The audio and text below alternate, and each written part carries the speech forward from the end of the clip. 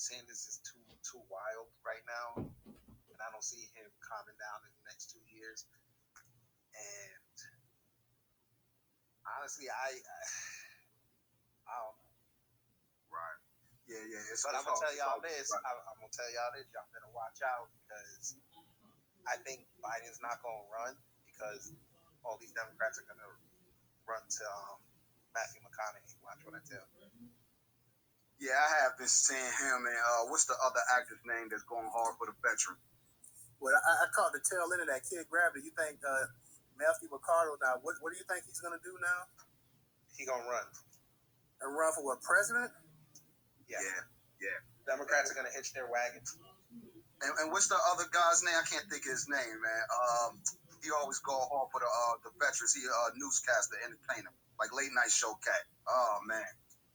Talking about Jon Stewart, I think his name is.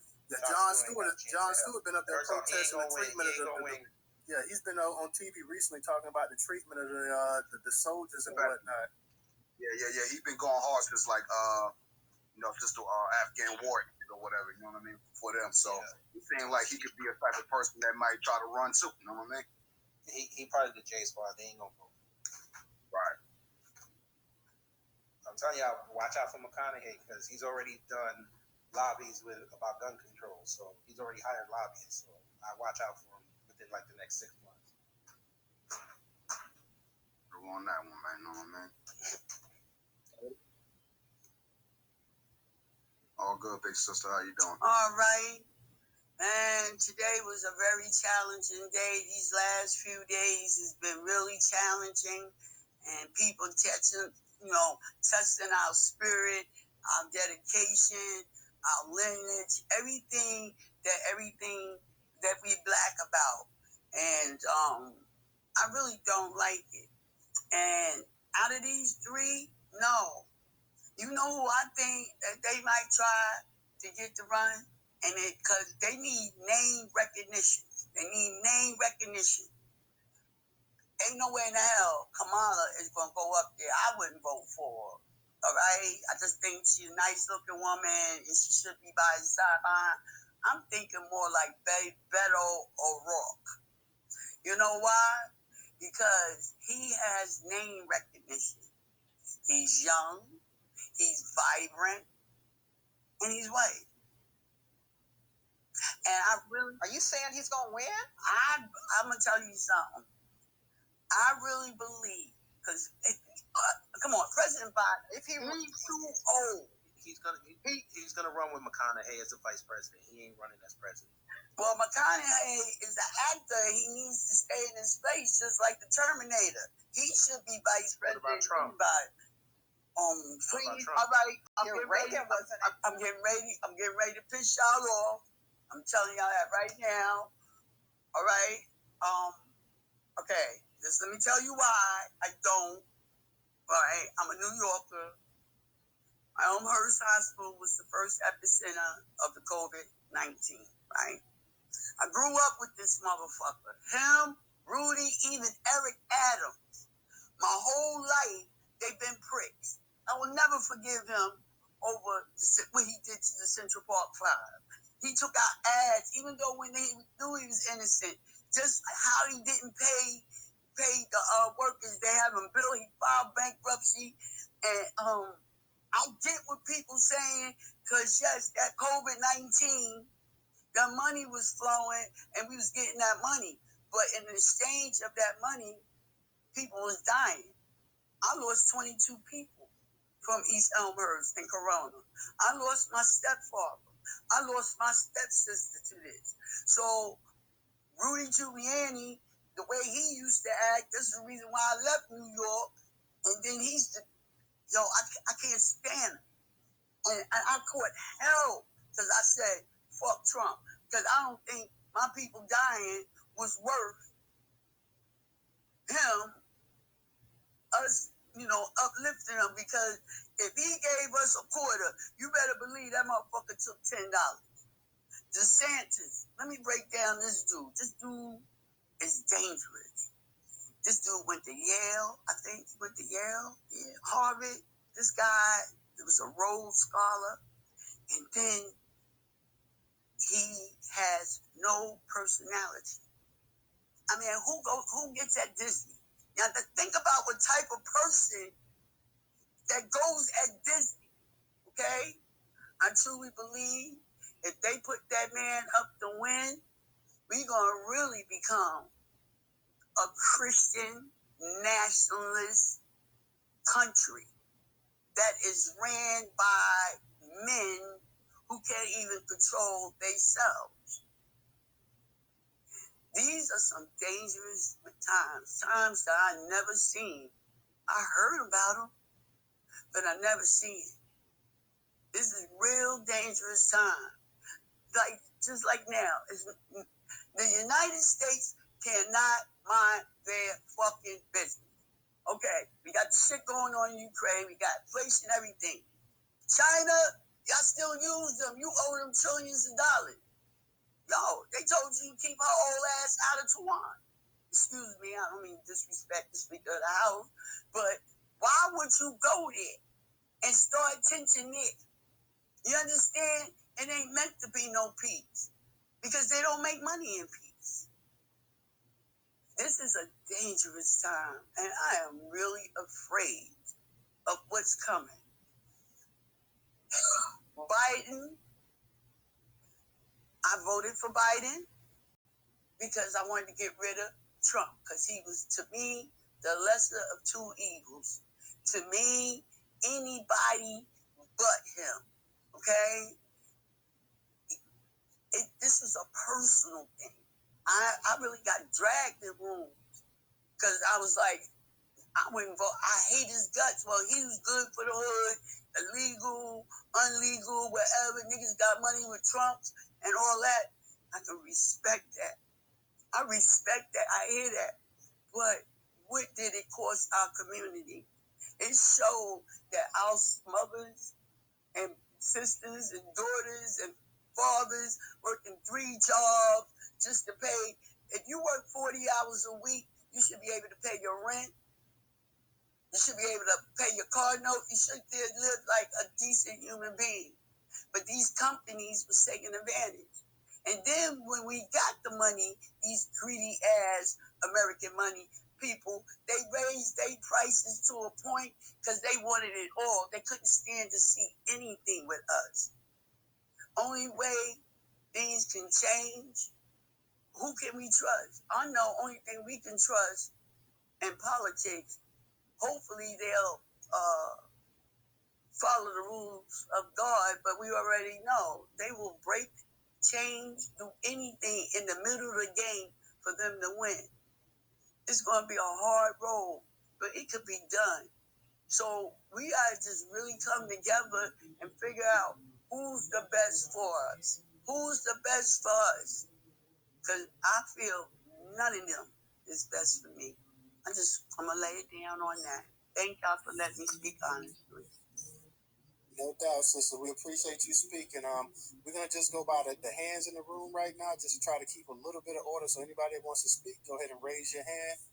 And we got Professor, we got Queen B next, Lawrence, and you permit. So, Professor, and anybody that's in the room, if you're not following Newstoter, make sure you follow Newstoter. We are the largest curation media platform, Black-owned, Black American-owned curation media platform today in America. So please, if you're not, go ahead and make sure you follow Newstoter. Like I say, we put out the content. We put out more content than any other Black media outlet daily. So make sure you're following us. And Professor, go ahead and unmute your mic. And please go ahead and tweet out the space as well. Thank you so much for giving me a little bit of time here just to say, Sister Lisa, Miss Lisa, thank you so much for that. What you just said is probably what most of us were feeling at the time when that election was taking place, was that we just wanted Trump out. It was the lesser of two evils. And now we at a point where this guy, Joe Biden, I'm sorry, I didn't like him. I didn't really want to vote for this guy.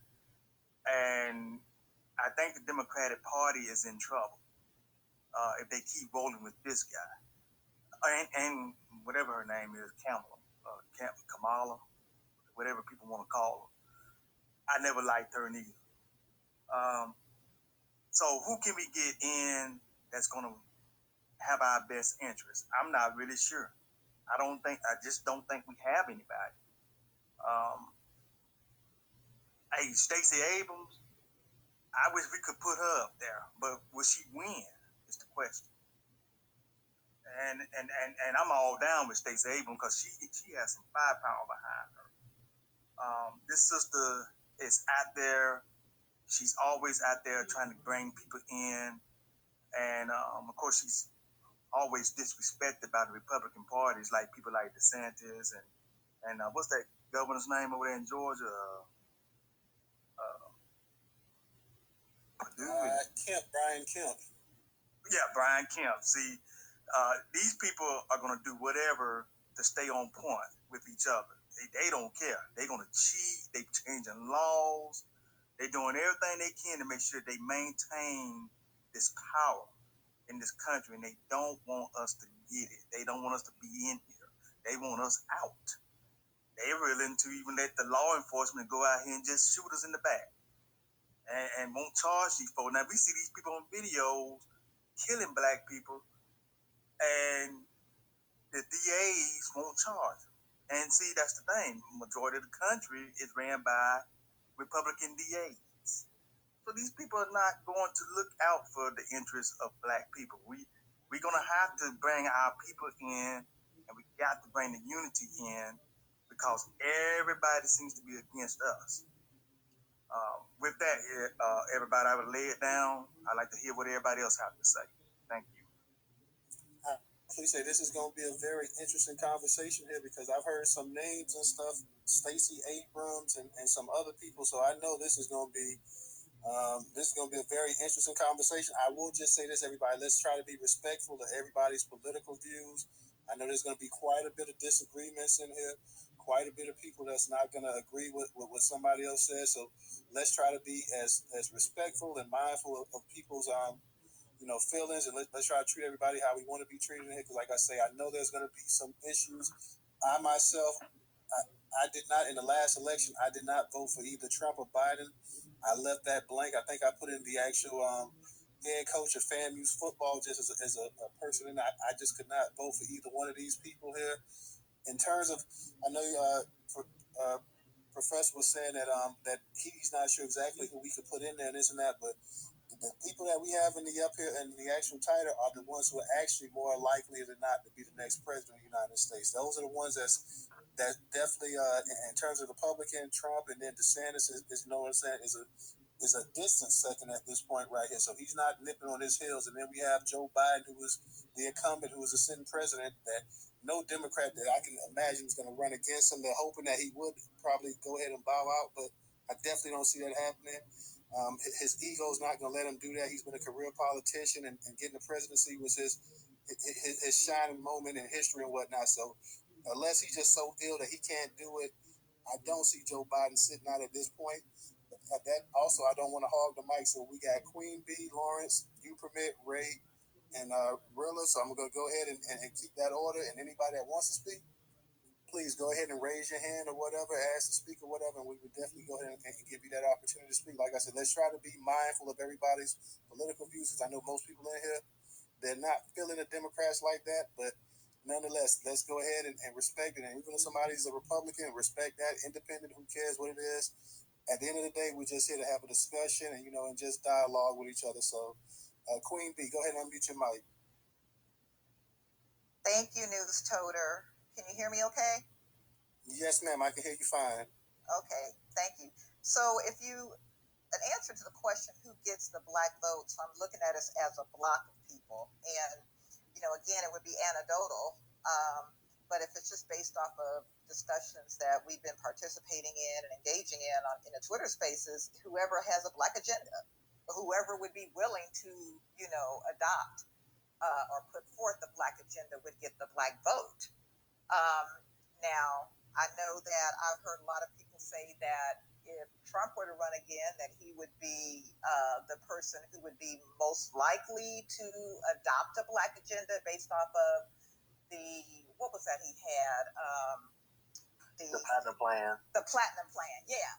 and just making some improvements on it. But he so far has been the only politician that's been willing to say specifically that he would do something for Black people. The rest of them, they keep on doing this whole Black and brown and all this people of color and all this other kind of stuff. So, and I think a lot of the Democrats have pretty much shown us that they're not for us. They wouldn't even be willing. They won't even say reparations. So I think it would probably end up whoever. I don't know. I don't think, quite frankly, that Trump is going to run. Maybe Desantis would be willing to adopt a Black agenda, but again, I think it may be too soon, really, to tell who we would end up with. But you're absolutely right, Newstoter. If I look at the three names that are up there now, I'm like, I'm not real sure. But again, if it comes to a Black agenda, I think Trump is the one that would be more willing to do that simply because of his ego. I don't know. I mean, Biden, he's already told us where we can go. DeSantis, I haven't really heard anything about a position that he has on reparations. But if he's running around here trying to be Trump Jr. or Trump II or whatever, perhaps he could be persuaded or we could move him in that direction. So I'll land. Thank you. You made some good points. The one thing I would say, being here in Florida and knowing about DeSantis, and also let me thank you, DJ, for your contribution on Cash App. Anybody likes to contribute to the New Black Meeting, the largest Black curation platform, that is $Newstoter. But just to get back to your point, Queen B, here in Florida, where DeSantis is the governor where I live at, he passed a bill talking about the anti-woke and this and that, and he's been a big opponent against the critical race theory and trying to, as he says, make the kids and people feel guilty and feel bad and this and that and dividing people up. So he's taking a playbook out of Donald Trump's page and he's using it to try to accelerate his career. He wants to Donald Trump his way into the presidency, but he doesn't want to just go as berserk as Donald Trump. Donald Trump allowed Joe Biden to win the last election because he just said stuff that you just can't say. You can't get away with in this day and time. And he had no filter to him. DeSantis is trying to be a smarter version of Donald Trump. He doesn't have quite the ego that Donald Trump has, but he sees a playbook. He sees that he can appeal to these really, really red conservatives down here in the South. He's hoping that he can go ahead. If he goes ahead and he wins Florida, let's just say that he comes out, he wins Florida, he takes Texas. Well, you can assume that he's going to take every state in the South. Now, can he win any of the Midwestern states? That's going to be the key to the actual election for him. But like I say, I feel that a Trump and a DeSantis ticket will be very, very hard to get by at this point in time. So we'll just go ahead and see exactly. But like I say, I'm interested to hear what everybody says. But personally, I can't vote for Biden. I can't vote for Trump, and I didn't vote for DeSantis when he ran for governor here. Like I say, I did vote for the fellow. Can I think of Andrew Gillum? And of course, we know all of the stuff that happened with him later on. But I did actually vote for Andrew Gillum. Like I said, this was back in 2018, and my political mindset in 2018 and 2022 are totally different. So yeah, I definitely can't vote for no Ron DeSantis. It's just I just can't do that. Like I see what DeSantis is trying to do. He also went ahead and started trying to gerrymander the districts here in Florida where you had a Black district, trying to get it exclusively in favor of the Republicans. And they already had something like 27 to 16 seats. Then he was going to have it where it was going to be 20 to 8 seats, Democrats, Republicans. He just wanted to go ahead and screw the Black people up out of there. So yeah, I can't go for DeSantis at this point, but let me go ahead and get back to some of the hands ahead. And thank you, Dr. Deborah, for your contribution on Cash App as well. I definitely appreciate that. Let me get to Lawrence. Hey, real quick before Lawrence go, just Miss Queen B. So what you think about Ice Cube contract for Black America? If you had a moment to read that and what the situation was with him trying to advocate on behalf of Black Americans to the Democrats and to the Republicans, only to hear and learn that Biden told Ice Cube that we'll holler at you after the election, but Trump was willing to meet with Ice Cube, but it seemed like the whole Black community turned their back on Ice Cube, only to find out later that Ice Cube was right in the first place as well. So what's your thoughts on that real quick before Lawrence go? Yeah, I liked the contract for Black America. And like I said, I'm looking at who's basically showing us that they're willing to do something. So that's why I said if somebody's willing to come along and adopt that contract for Black America, then I think we ought to go with that. But that individual, because right now I don't, like I said, I've been seeing more of that coming out of the Republicans camp than I have the Democrats. The Democrats haven't showed me anything. They just keep on resurrecting HR 40, saying that they're, if they gonna study reparations or whatever, but it's not a Black agenda. So at this point, for me, it's whoever is willing to adopt a Black agenda. And I think the contract for Black America is right there. Even if they can go back and say, hey, we'll take the platinum plan and we'll add some things to it. That's who I'm going to go with, me personally. Right. So Ice Cube just actually revamped the contract for Black America that includes, like, women owned businesses, Black women owned businesses, a bunch of stuff with women in general. So y'all ladies, need to go look at that. But go ahead, Lawrence. Go ahead. What's up, y'all? Who gets the Black vote? Desantis definitely is not it. Anybody knows anything about him, this dude would be worse than anything Trump could do in terms of actually his core beliefs against Black people. Trump is driven by ego and self-absorbed mindset, things of that nature. That's what really drives Trump at the end of the day. If Black people play their cards right, we can get a lot out of Trump, by exploiting his ego. The Biden agenda, Biden already showed us what he's going to do. DeSantis would send us back, so that if he could put us back in chains, he gladly would. The policies, his stance on critical race theory, gerrymandering, and so many other things that he says, and that racist ass state that he doesn't. DeSantis would be the worst thing to happen to Black people. But I don't think he has a chance against Trump anyway. Trump has his Republicans, which are conservative, redneck, racist white people, who have been waiting to get Trump back in office. They will come out in droves.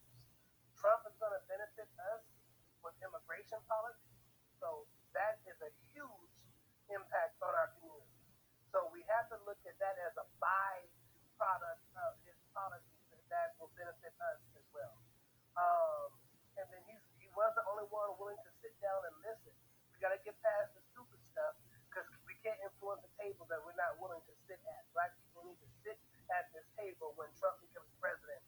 Joe Biden has really, discouraged all America. Nobody wants Biden. Black people, white people, anybody. No one wants Biden back in office. So he's not going to be president next year. The economy is messed up, and he doesn't galvanize. Trump has a personality that galvanizes, but at the same time, Trump proves that character also matters when you are leading. I loved Trump in the beginning with his policy in terms of finances. I'm an entrepreneur, things benefited me, people were doing really good. But when shit hit the fan and his character mattered, Trump failed miserably. And it impacted the nation in a huge way. At the end of the day, we all live in the same nation, next to white people, Mexicans, and everybody else. And it creates a dangerous environment and emboldened white people who were coming out the woodwork thinking that they could check Black people. That will still happen. That's going to happen again under Trump. Those racist rednecks are ready. However, with these three names, we ain't got nobody else to choose. I can throw some names out there, but you put these three.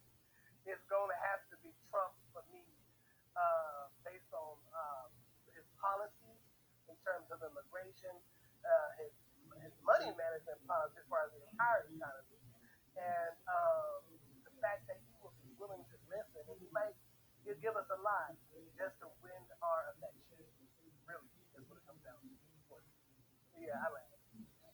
You made some great points there, Lawrence, and I'm in agreement with you. Like, to me, DeSantis is a total madman. Like I say, because he wants to prove to that the average redneck out there is the test for a certain group of people. He's willing to do any and everything to. So to me, he is an absolute, and it's hard to put somebody over Biden It really is.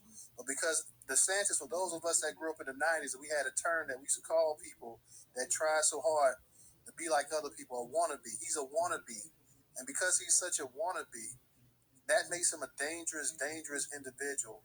Like I say, and Trump is an idiot, but because Trump is an idiot, I think that some of the policies that he will go ahead and put into place that he thinks is going to undermine black people actually in the long run actually benefit black people, like you say, in terms of the immigration and the wall and stuff. Because like I say, I got to go back to when he was running. I was like, well, I had that mindset myself. I was like, yeah, man, I don't know why he's trying to stop people from immigrating. You got all these white people that came over to this country. What's wrong with everybody else coming over here? But as you get older and you evolve and you start seeing things, the political landscape, and you start seeing that your own people are the ones being set up as a sacrificial lamb, you kind of start to wake up and like, well, hold on.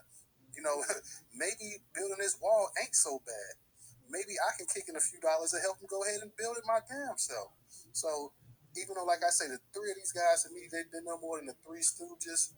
Two of them are almost certified, idiots that drool at nighttime and they got to have a bib underneath their neck. But the DeSantis, y'all can keep Ron DeSantis. I'm here in Florida. My man Ray, he in Florida. Ray, I got you coming up soon after you permit. You next. You here in Florida and you know about damn Ron DeSantis. Like, and we already in a good old boy state where ain't nothing but pecking necks doing what they want to do, and they love him up here. They love him because of this right here. He stands up for his people. He's not afraid of this and that. He's not afraid of the bureaucrats in D.C. He is a bureaucrat to his fullest. You permit. Go ahead and unmute your mic. Yeah, I just wanted to say this is what I've done the past couple of years. I know you mentioned about your political thought process has changed, and the same thing as me. What I had to do is take the emotions out, take the fear out, take the emotions out, take the fear out, because looking at what Biden has told us, you ain't black or they're going to put y'all back in chains, it really made me think. The only thing that I can say that the Democrats are good at is making us feel emotional, and also they project different things to us that they know are going to trigger our emotions. For example, police brutality, civil voting rights, fighting white supremacy. Now it's gun control and women's bodies. If y'all don't vote for this, they gonna take all this away from you. They gonna put, and I'm like, wait a minute. But when they address immigrants and other communities, education opportunities, business loans, infrastructure for their communities, DACA programs for the illegals, housing for the illegals, amnesty from their land. Right now you have Stacey Abrams, Mayor Adams in New York, and a lot of these Democrats that might sound good, it might make us feel good, can they look like us? Right now, Mayor Adams in New York just put out a press conference that they are having issues with housing because the amount of illegal immigrants who has flooded New York City. And I just left New York a couple minutes ago. It's a mess over there. Those are the resources that is being taken from us, given to them. That didn't pay no taxes on this soil. Not one dime of taxes these illegals have paid. So yeah, from that's why I said, you know what, we have to be careful what we put in office, because especially at the local level. Let me tell you, if you living in them southern, like Atlanta, Birmingham, follow what's happening in California and follow closely what's happening in New York City with these illegal immigrants. They are destroying our communities. The resources that are supposed to be for us, they're taking it away, giving it to them. Their 5-year-old kids are coming over here, proving they're being separated at the border, even if they give them $10,000. That's $10,000 a 5-year-old Hispanic kids have a hand up on our black 5-year-old kids. What sense is that? We built this country. So now we have to take the motion out and say, okay, the Democrats tell us what is done for America is also going to benefit the black community. That's basically saying what we do for America is going to benefit you. The Republicans say the same thing. Then you have to look at it. Which one's going to give us a little bit more financial stability? Bringing in all these people to replace our asses, or support somebody that's going to put up a wall and increase businesses. I'll land it there. No doubt, no doubt. Like I said, and like you said, you have to take the emotion out of it, but you also have to realize too that the vast majority of the people that's in this room tonight, and I can't speak for everybody, but the vast majority of us were born into Democrat households. And by being born in Democrat households, you think one way. You think that, hey, you vote blue no matter what. I mean, you think that the other guy is the bad guy, not realizing that, hell, they both the bad guy. So it's just a matter of just maturing and just trying to actually understand the actual logistics of everything that's going along right now, because we've been groomed to think that, I was groomed definitely like, hey, black people vote Democrat and we don't vote Republican. And my thing is that I'm not going to tell anybody who they should vote for or what party or whatever. I'm saying that I'm to the point in my life that I no longer vote based on the party. It's truly about that candidate. I will vote for a Democrat if I felt that this person had an agenda that's going to suit my people. I vote for a Republican if I felt this person had an agenda that's going to suit my people. I'd rather we all become independents as is, but you know, at the same time, if you have an independent person that's spouting the same thing off both of these party lines, so you gotta know what's the difference even with an independent. Is this person just an independent because they claim to be independent? So definitely, I'm with you on that. Like you say, it's all about maturing. Hey, I'm no Trump fan, and one thing we can agree with is illegal immigration, and I also believe that they need to cap the legal immigration as well too. So that's another thing that I believe they also need to go ahead and do as well. Ray, go ahead and unmute your mic, bro. Peace to the family. So, as I've gotten older, I was definitely raised in one of those families where you vote blue no matter who. But like you said, as you get older, you're supposed to get wiser. I'm voting for whoever has the best agenda. I think that answers the question that you posed to the room pretty fairly. We'll start off really quick by this quote by Elijah Muhammad. He said, "There are some snakes that are poisonous, and there are some snakes that are not so poisonous. But in the end, they're all snakes. It doesn't matter who we vote for. It seems like we're going to get the rough end of the stick no matter what we do. So I'm actually a component of not voting. To me, at this point, it's just the most powerful thing we can do as black people. Because when we refuse to vote, and I've said this before, that sends a message to the establishment to let them know that we're going to be looking for solutions that are outside of the ballot box. And that scares them. Since they cannot seem to get things done, we can do it for ourselves. I wanted to say that I heard someone mention earlier that this is a very scary time politically. This isn't to me. This is not the time to be scared. Literally, these people cannot do anything to us that they haven't done to us sometime historically in the past. We can't. We got to. We really got to put our agenda out there and be bold about it. That's just what it is at this point. We cannot be scared anymore. If we let these people keep ignoring us, we're going to be. I mean, we're already in poverty. We're going to be at absolute zero. I think by the year 2053. And I just looked. Biden just sent an additional $550 million to Ukraine. Now think about that. We've been, I ain't gonna say begging because it's our money that our ancestors work for. We've been demanding the money that our ancestors work for, and when we need something, they're always patting their pockets. Like you said about Ice Cube, he spoke to Trump. Trump said, "I talk now." Biden told him to come back after we win the election. It's been 2 years, and we haven't heard anything from it. They're always gonna keep putting us on the back burner if we let them. We can't do that anymore, family. It's getting crucial at this point. I land my plane on that. You made a great point there, Ray. Before I go ahead and pass it, because we got Rilla, we got Friedman, and we got Denise. So that's the order. But before I go ahead and pass it, you made a statement that's correct, that people that, and we don't really understand how powerful it is, because the first thing that comes out of our mouth is our ancestors died for the right to vote. Our ancestors died for the right to vote. So that has become hedge in our mind as well too. Your ancestors thought by voting that they were actually going to be making things better as well too, that things would not be stagnant and improve just in tiny increments, just at a snail's pace. They thought about voting that they were actually accessing a right to actually have power in this country as well, to actually matter and account.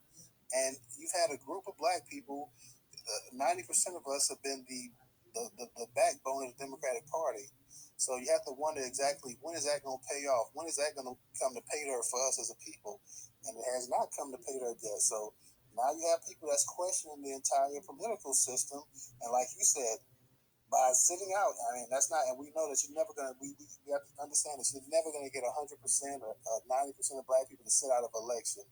But if you was to get 15 or 20% to actually sit out and didn't vote, it would make a huge difference. It would have eyeballs. It would draw media coverage and everything else. I'm going to go ahead and let you finish right before I pass it to Rilla. Go ahead. I definitely want to just touch on what you said because it's very interesting. Like you said, our ancestors absolutely did not die so we can just vote. That makes no sense. Our ancestors want us to be free. They died for us to be liberated, emancipated, have equality, etc. They didn't die, simply for us to just vote. We're supposed to get something out of our vote. For them, during their time, voting was a tactic that they used to get the desired result. We if it's if after 50 or 60 years of voting for the same Democrats and them telling us to kiss our ass, at some point we need to wake up. They're not going to do anything for us. And one last thing, Beto. I think Beto will be one of the absolutely worst candidates. That dude flip flops for any candidate I've ever seen. Everyone knows I'm very pro 2A. And this dude talking about if he ever gets in, the first thing he's gonna do is try to take certain type of guns away from people. Dude, does he not realize that's gonna start an absolute civil war? These white people aren't gonna give up their guns. They made that extremely clear. So I ain't giving up mine. Exactly. I'm definitely not giving up mine. And this fool is telling us, he's calling, certain guns weapons of war. But he doesn't want us to have them, but he wants the police to have them. So are the police at war? Like, what is the justification behind this silly, illogical fallacy you're trying to push on us, brother? It just doesn't make any sense, family. Just keep that in mind. No doubt. Appreciate that, Ray. And everybody that's in the space tonight, make sure you guys go ahead and you tweet out the space. The Newstoter spaces, we try to have up-to-date current events and everything like that because we are the largest curator of black news. We take topics that should matter to you and me. So we try to have an intelligent space as much as possible. And we definitely look for interaction for the people that's in the space. Some people just want to chill and listen, and there's no problem with that as well. But we try to always come and present something that black people can actually discuss and have dialogue on in a meaningful way if possible. So, Rilla, go ahead and unmute your mic. And then Freakman and Denise. Hey, Newstoter and Keith. This is Sister Rella, and most people call me Rella. So thank you for that. Thank you for letting me speak. So my biggest thing is at this point, because of the candidates that we did have running, which again, Tamara Johnson Shealy was one of the candidates that was running against Warnock at the time for senator. And as you know, Stacey Abrams never reached out to her at all.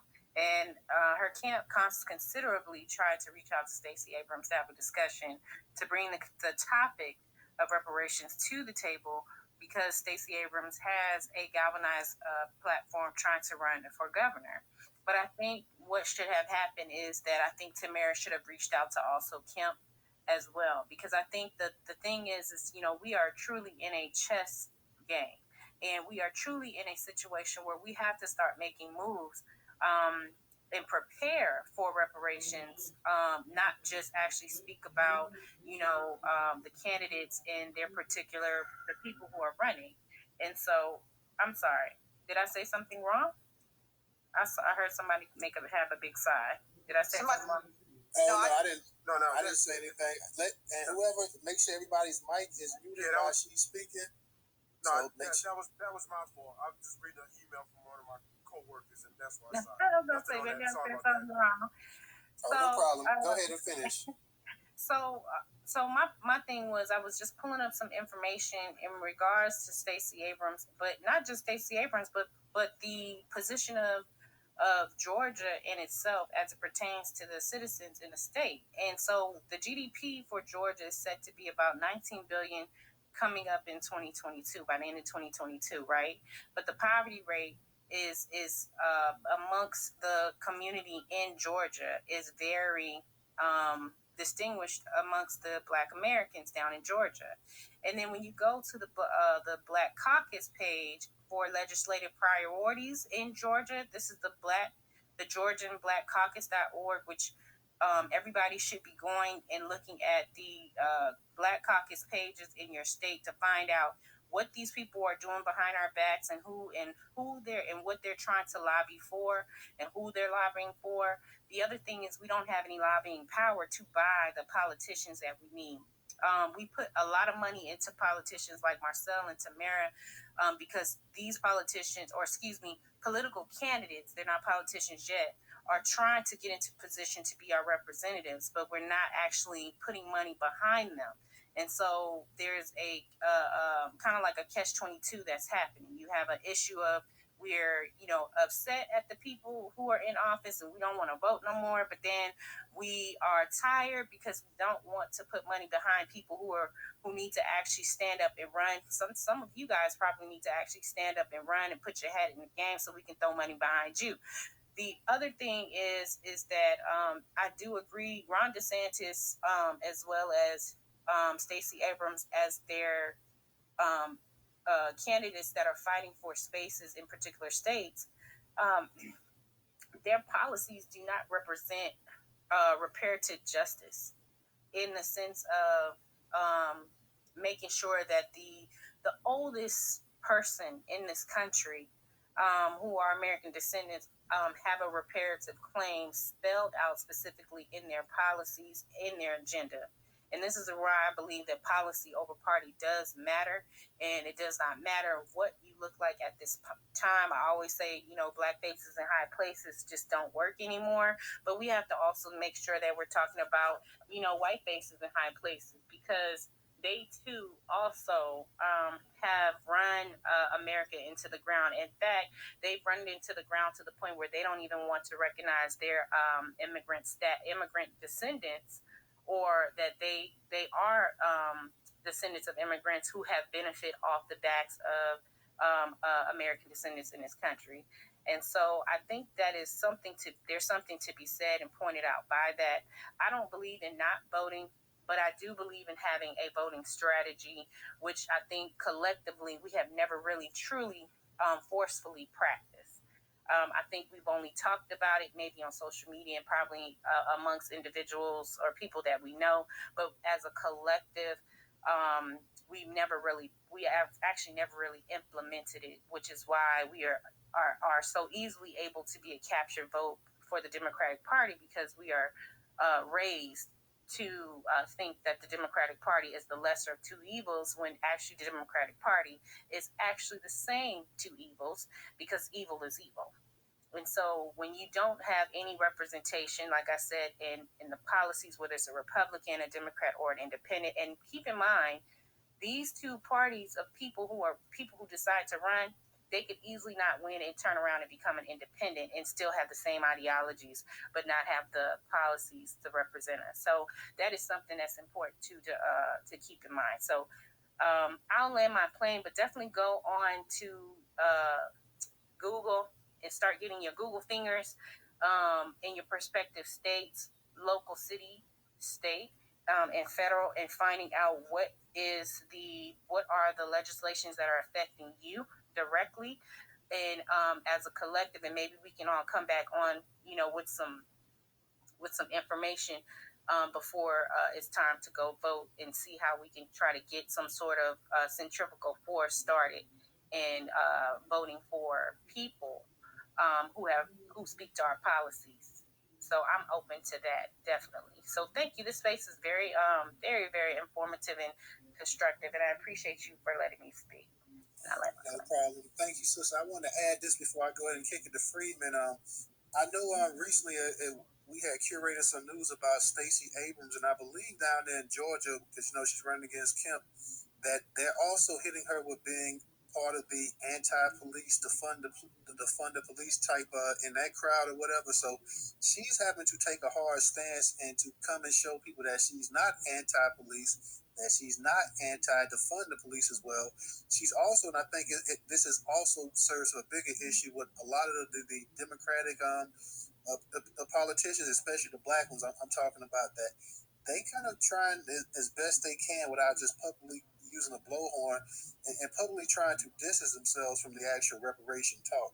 I believe they're told by their superiors in the Democratic Party that reparations is not a winning topic at this point, and that we should kind of tread carefully how we talk about this because we're going to piss off a lot of um, moderate Democrats, basically a lot of moderate racists. We're going to piss them off and we're going to upset them. So let's kind of ease back because I believe a few weeks ago they asked Stacey about that, and she kind of did like a Raphael Warnock, and they kind of tried to go ahead and do a little buck dancing and whatnot. So I believe they told from the high ups that hey, let's kind of let's steer away a little bit from this talk about reparations. If they ask you this, let's try to go ahead and come at it another angle and this and that. So they're pretty much getting the guidelines from the party on how to go ahead and steer this issue right here. So.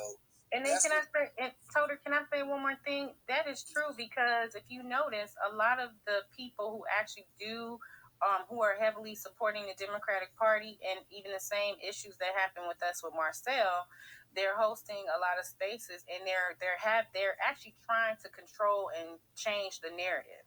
And so I like the fact that you said that because everyone knows that Black Americans have always been on the conservative side. Majority. Black Americans have always been on the conservative side because our descendants actually were Republican voters, not the Republican Party of today, but Republican voters. And so the fact that the discussion is limited to the police, giving amnesty or impunity to the police, to me is such a farce because if you have a nation that has a high crime rate for public servants who are under oath killing people, that is a threat to America. That is a problem, and our candidates should be able to have that conversation and put that in their agenda because we're saying we have a threat that has infiltrated the police departments across the United States, and we want to address it. And that should be able to be done. And if Abrams and Warnock can't stand on it, just like they seem to can't stand openly and boldly on reparations as it is a debt owed, then yes, we need to call them out largely and loudly as best we can, and that goes even for the Republican Party. No doubt. I appreciate you and thank you for adding to this conversation tonight. Like I said, we have a good flow going on tonight, so we're gonna keep it up. Friedman was in there, and I think he must have I don't know if he fell into the matrix himself. So hopefully when Friedman comes back up here, I will go ahead because he was next in line. So Friedman, if you're out there, brother, come back into the chat. We'll go ahead and put you back up there. Until Friedman comes back though, I'll just circle his name and we'll go to Denise. Denise, you got your hand up, so go ahead and unmute your mic. Yeah, greetings. Thanks for the spaces. Thanks for the opportunity to speak. Greetings to all the people in the room. So I have a few points that I will speak before Friedman comes in to get the mic for himself.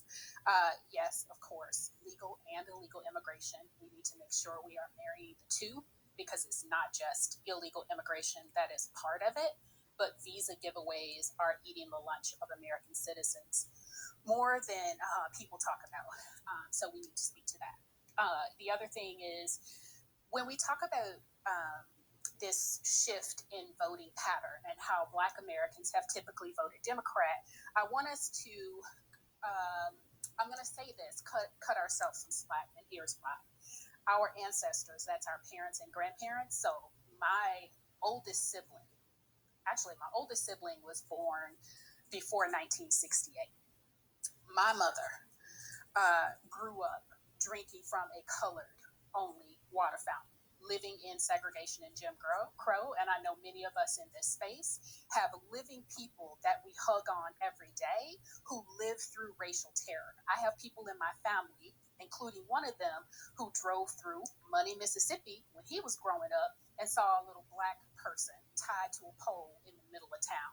This stuff ain't yesterday. And so what that means is when they switch this all up between, well, Republicans and Democrats, or really Dixiecrats, getting into the Republican Party and spreading their Confederate loving thinking across the political spectrum, our ancestors had to choose between literal life and death, right?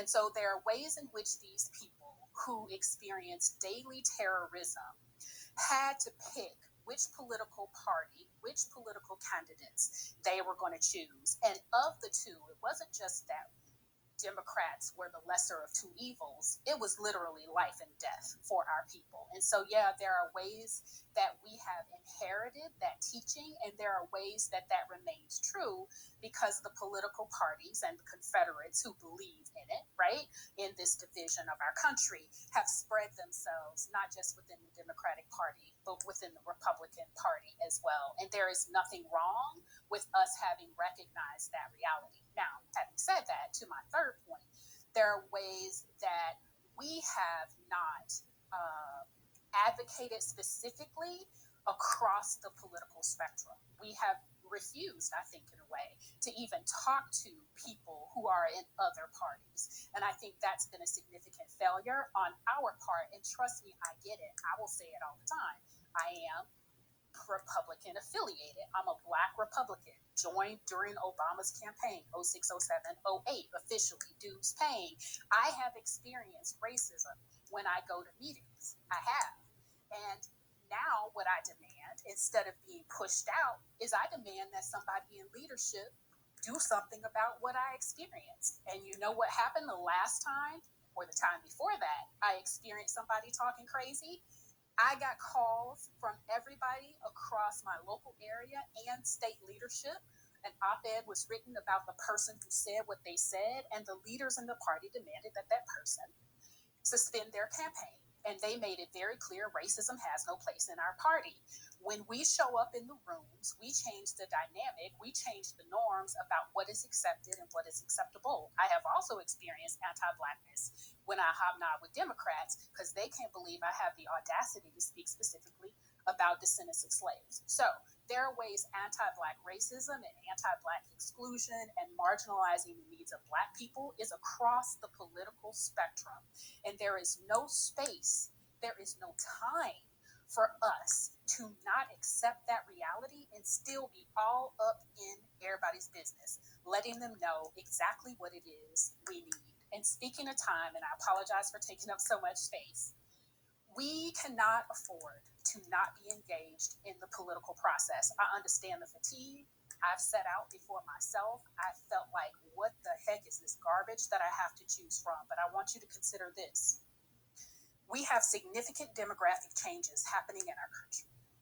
There are 200,000 people per month crossing our border, and you best believe that people are looking to provide an amnesty to the 10 to 12 million illegals that we know are in the country. Some people estimate that at 30.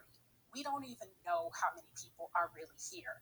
But in addition to that number, we have Hispanic households with 3 to 5 children in them who are aging up into becoming voters at age 18. We cannot afford to sit this out because we will lose a significant percentage of influence in the country when we become a minority of a minority of a minority. At this point, Black Americans are the swing vote.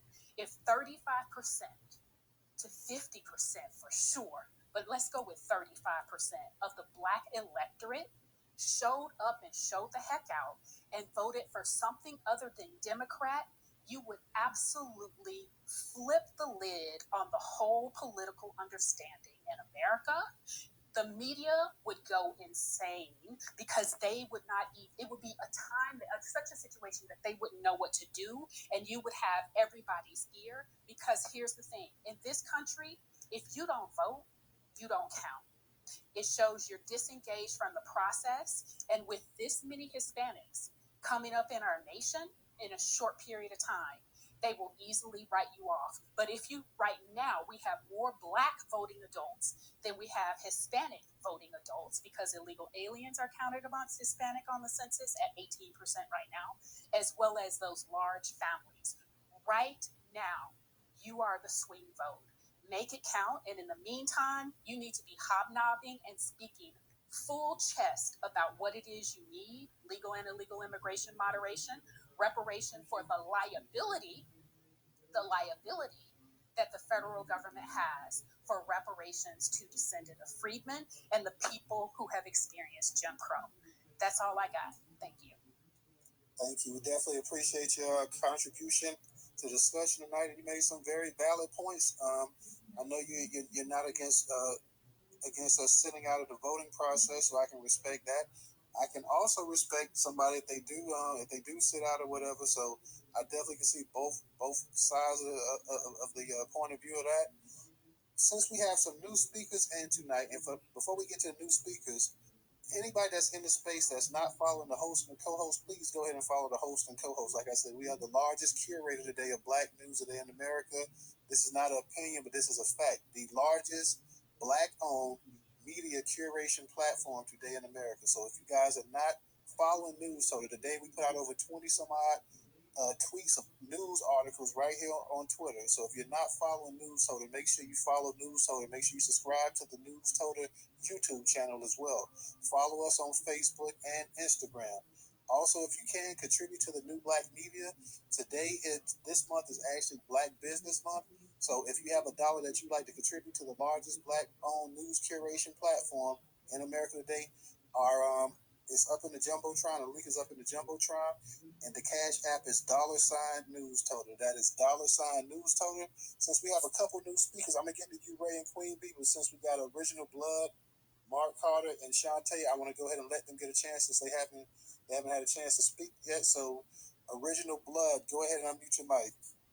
Hey, before you go, Original Blood, just to piggyback off of what Denise said, if you guys can't figure out, if you registered Democrat or whatever the case be, you can't figure out who to vote for under the Democratic ticket, you better vote for people or candidates, rather, that's willing to close the border.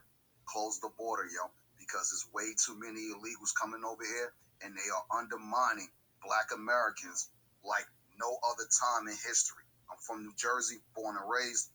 These people do not have our best interests at heart under any circumstances. Vote to close the border. I know it looked at unempathetic towards Black people, that, Trump treating these people like that, but there was a reason for it, and now we see that. But go ahead, Original.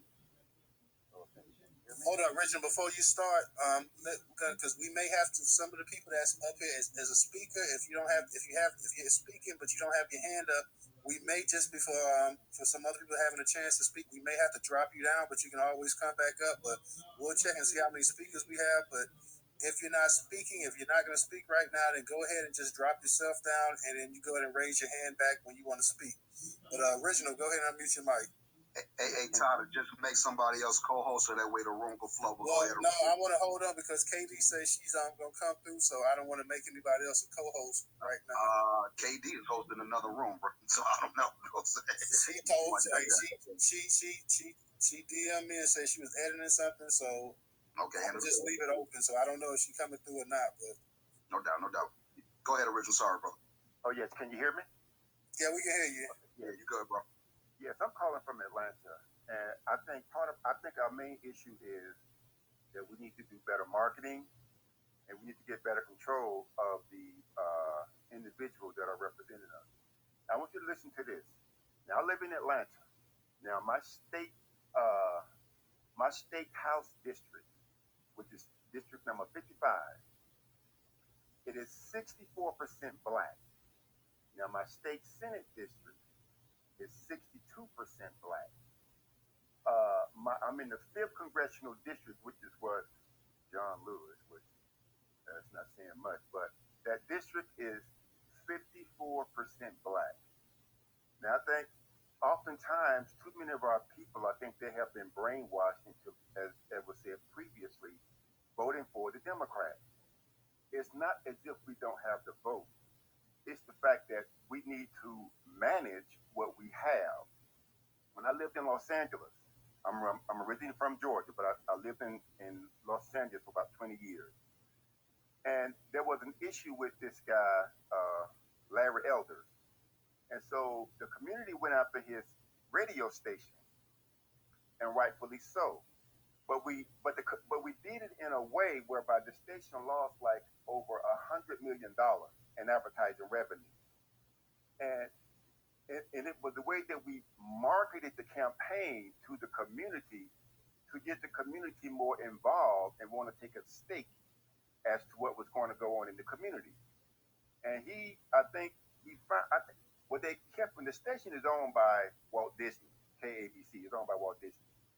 But even they kept him on, but it was the fact that how we organized, and we organized in such a way at one of our gatherings, a sister said, she said, well, brother, why did they write about us in the Wall Street Journal? I said, well, sister, the dollar is their God. And that's a financial, and when you mess with their God, you are really messing with them. And they wrote about us, they referred to us as those wheatgrass drinking vegetarians down on Crenshaw. So I understand what people are saying about, voting or not voting. But I think at the end of the day, what we're going to have to do is that we're going to have to begin to collaborate with one another, and then we're going to have to make some decisions as to how we're going to go after these people that are representing us. Someone mentioned Stacey Abrams. See, well, I call her Big Swole, yeah, because I don't like her, and I'm not going to vote for her at all. When she ran in 2018, part of the Divine Nine, they had a candidate forum where it was her and this white lady named Stacey Evans. Now, typical of what most black politicians would do, they was making all excuses as to why that it may be a conflict of her schedule as to why she couldn't come to this event. Now, the white lady showed up and listened to what black people had to say. Stacey, Big Swole didn't show up, but unfortunately, she still got the vote. And I was happy when she lost, because when you disrespect black people on that level, you don't deserve to win. And what she had on her platform, she had a platform for the illegal aliens, and she had a platform for basically the gay white community. Because there was an article that was out whereby she invited the gay, in 2018, she invited the gay white community into her campaign headquarters. And she bragged to them about what she had done for them and what she would do for them if she was elected. I mean, when I read that article, I took it seriously because I'm like, okay, so you're going to represent this group of people over black people, but you can't get elected without the black vote. So that's why I say I think we have to become more strategic in our marketing and letting the average black person know that if these people are not going to represent us, this is the path that we're going to have to go down and make sure that we get what we not what we get what we need, because this has been going on long enough. And like I told you about those two issues she had on her platform, the immigration and the gay white community, people like myself and others, we complained about it. She was forced to take it off her. She took it off of her main platform, but what she did, she put it on another page as a URL link, just to show them that I took it off because they was really giving me some issues. But down here, y'all see, I still got you. But she offered black people nothing. Just like now, she isn't offering anything for their vote. But she feel that she should receive the black vote because, see, let me share this with you. See, Stacey attended Spelman College, and I couldn't find it because a lot of stuff has been removed. So Spelman, what Stacey started doing at Spelman, she started promoting this. It was something, some kind of gay alliance group or something like that, and where she felt that they was being oppressed and blah blah blah blah blah. And it became so heated whereby security had to walk her to and from her classes because the sisters wasn't playing that. And so while Stacey was there, because one of my neighbors is a graduate of Spelman, the ladies used to wear white dresses when they graduated. But after that, they started, well, I don't feel comfortable wearing a dress, blah, blah, blah, blah, blah. So now that tradition is gone. They're wearing dresses. I mean, they were in slacks or whatever it is they want to wear. So you have to understand the changes that come with someone like a Stacey Abrams, and it's not going to be in Black people's best interest. So I just want to share that, but I would like for everyone, if you can, go and look up the districts in your state. The only one I haven't pulled because I couldn't, for some odd reason, it wouldn't come up for my city council district. But when I look at a state like Georgia, and I give you a perfect example, people saying how we are going to be a minority. Let me share this with you. When John Ossoff won his seat, what was it, in 2020? John Ossoff is of the Jewish belief. Now, I found some information here in Georgia, just, doing my searches and things. In this state, people of the Jewish belief, they are 1.2% of the demographic of the total state of Georgia. But yet, when John Ossoff ran, he was interviewed by a person here on the radio here in Atlanta. And this person asked John, he said, do you support reparations?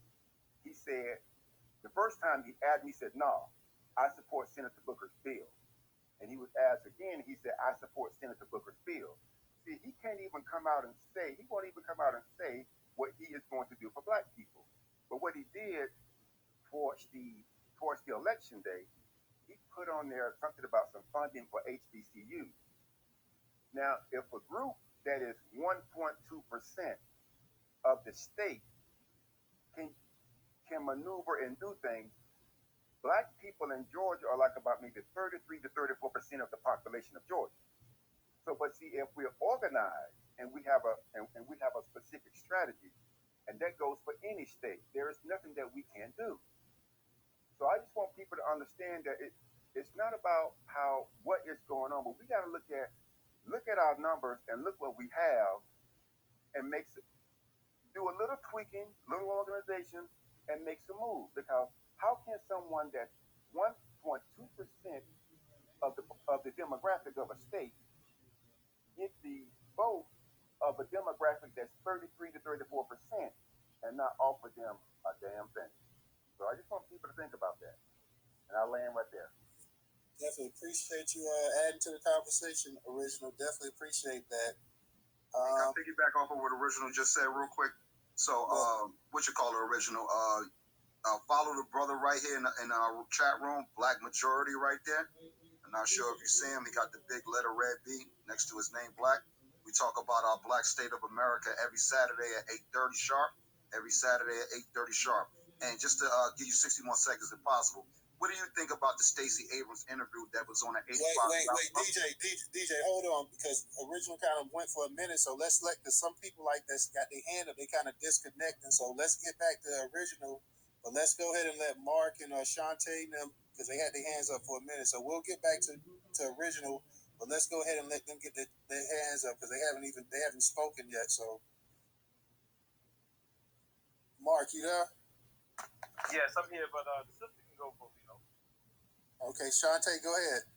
And Original, we'll come back to you on that point as well, too. No, I just wanted to wait. First of all, let me show respect to the room. Hello to everybody in the room. Hey, Newstoter. Hey, DJ. Hello to everybody that's in the room. Get that on. Hey, y'all. Okay. No, Miss Denise, she had a great point. You know something? I was about to think about, something. I don't want to vote, and I haven't been voting for the past 8 years or so. And but she made a great point. So it's yeah, we can't back down right now. I used to deal with politics, and I used to have y'all gotta understand this shit is kind of deep. To where as though they gave them power to be over us, far as even with the paperwork. Damn, I don't want to say this on this app, but we're recording, sister, so be careful. So within that, I would say that a lot of people that's in higher positions, they gave them dead people information, and they was bringing in illegal immigrants and things like that, and that's how they use their names, their identities, and things like that. Not a secret. It's the truth. Everybody already knew it. We just forget here and now again. But in order for us, even when the young man, he was just speaking also, he was telling the truth also. So it was just like, now I'm figuring it out in my mind. It's like, okay, if we got these black elective, like say it is a North Mayor, an East Orange Mayor, or wherever you at, and you got black people up in there, you might just have to push up on their ass and be like, look, this is what we want, this is what we demanding. But don't ever forget that they hook up with the Democratic Party so hard to where as though, even in my city, they brought somebody down to Detroit, from Detroit, to come down to Jersey just to get a council member seat, which was kind of confusing because we already have people that have been looking for that position for like the last past 8 years, and they wouldn't give it to them. Like on some, okay, we're gonna let you put all this money into it. We're gonna let you put all this money into it, and we know that the seniors love you and everybody in the neighborhood love you, but psych, we're gonna take this back from you and give it to somebody from somewhere totally different. Yo, politics is something tricky. I don't know how we're going to get through this. Like I said before, I did stop voting, and now I'm thinking if we can get together and get somebody on our team, because I don't know, I don't understand why our black politicians or our black not leaders, but mayors and congressmen and whoever, I don't know why they don't fuck with us like that. But they'll fuck with everybody else. But when it comes to us, it's just like, all right, fuck it, leave their ass to the dust. We might just have, I don't know how we gonna do it, but if we can, we're gonna have to kick in that fucking door. Like, look, this what we want, this what we need, and this right here needs to be done and stay on the ass. I think a lot of us need to get back into politics. Because when I tell you the Hispanic community down in Newark, they never let up and they put money into Newark over and over and over. Money speaks volumes that we don't have. But they was giving them, like even when my son was like about what? I noticed a big ass change when my son was like 20, 21 years ago. It was hella fucking Mexicans and illegal immigrants come over here getting free everything. Like if I was trying to get food stamps, they was in the line before everything. So everybody getting free benefits but us. It got to the point to where though I jumped out of line because I didn't want to be sitting there, so I had to go get my ass up and go work or go get a loan from somebody. That's how much we are being pushed out of everything. And that was 20 fucking years ago. That's all I gotta say. In respect to the room, Newstoter is always good to hear you. DJ, I'll talk to you soon. Much love to everybody. Much love to you too, sister. It's glad to have you back up in the space and speaking again. So definitely hang out and chill for a minute if you got time to chill and hang out. And if you want to ask a question again, just put your hand back up and we'll get back to you. So definitely glad to hear from you, Miss Shantae. Mark, go ahead and unmute your mic. Yeah, good evening, everyone. I want to first say that there's only two agendas that's being rolled out in 2022 in this country. And it's been going on for a while. For us in Chicago, since 2011, Rahm Emanuel came back from Washington, D.C. He was Barack Obama's chief of staff. Little Jewish guy who his brother is the so-called super agent for Hollywood, Ari Emanuel, right? So Rahm Emanuel and Ari Emanuel. He started pushing what I've been saying mostly in Clubhouse. And if you haven't done your homework on it, you don't know about it, please do your research on the Office of New Americans. Listen to the name, the Office of New Americans. And then I want you to look up Cities for Action. Those two things, it's going to lead you into other things, nationally, locally, in your county, on your state level. I mean, you're going to see all these things. Just look up Office of New Americans, the name of your city or your county or your state, along with it. So, example, Office of New America in New Jersey, Office of New America in New York, or wherever you're from. It's gonna blow your mind what you're gonna read. And this is all over the country going on, right? So with that being said, there's only two agendas. And it's either you're gonna be on board with the immigrant agenda, which the Democratic Party is pushing, or you're going to be with the American agenda, which the Republican Party is pushing. Now, what we've been able to finagle in the state of Illinois is a deal where we have a downstate Republican who is running for governor. And we told him the only way we can support your candidacy is you take this black woman as your lieutenant governor. Deal was made. So we getting ready to go into November to win or lose this election. The immigrant agenda is going to crush Americans, mainly black Americans, all across this country. Look at California, black people are homeless, sleeping out of their cars, sleeping under tents because of immigration. Now, there's some other things that go along with it, the cost of living going up. But why is it that the cost of living is only impacting black folks and Americans? But when it comes to these Mexicans who are over there, it's not really impacting them. That's because the city, county, and state is driving contracts, jobs, and every other sources to these people. All the COVID money, they've been driving it toward these immigrants. Second point, stop trying to figure out who's racist. Because in 2022, everybody's racist. And if you're not getting on board with how racism works, and you become just as racist as a racist, you don't get it. You don't understand how shit works. Virginia. I heard the sister say she's from Virginia. The Ethiopian immigrants in Virginia got together, flipped a blue state red because of an issue that Joe Biden went against them, all the way over in Ethiopia. Now, what is that saying? That's letting you know that they don't give a damn about no parties. They care about their issues.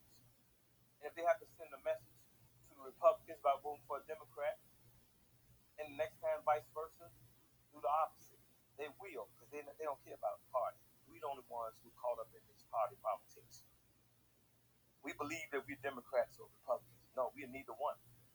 Those are tools to be used so we can win and get our resources.